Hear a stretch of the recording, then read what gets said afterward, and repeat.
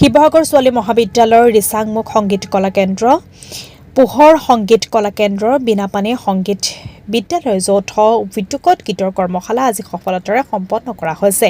শিৱসাগৰ জিলাৰ বিভিন্ন ঠাইৰ পৰা পুৰুষ, মহিলা, যুৱক-যুৱতী, শিশুসকলৰ উপস্থিতিত থাকি গীত শিকা হৈছে।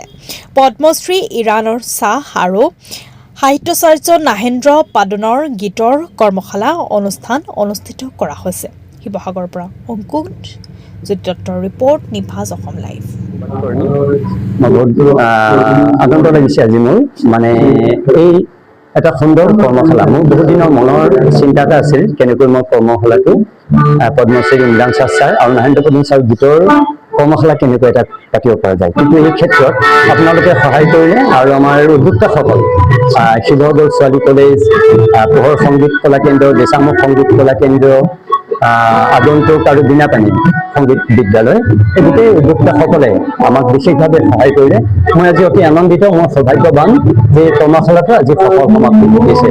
আৰু আপোনালোকে আজি যে আহি এইখিনি কথা প্ৰচাৰ কৰি দিবলগীয়া বিভিন্ন অসমৰ বিভিন্ন ঠাইত, মই তাৰ বাবে আপোনালোকৰ ওচৰত অশেষ ধন্যবাদ জ্ঞাপন কৰিছোঁ।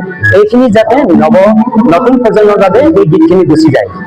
ইমৰান শ্বাহ ছাৰ আৰু নাহেন্দ্ৰ পাদন ছাৰ কি গীতৰ শব্দ, মই মোৰ সামান্য জ্ঞানেৰে 80-90 দশকৰ পিছৰ পৰা এইখিনি অন্য মাত্ৰা ই প্ৰদান কৰিছে। মই সেইটোক লৈ বহুত সুখী আৰু আজি মই আনন্দিত হৈছোঁ। ধন্যবাদ।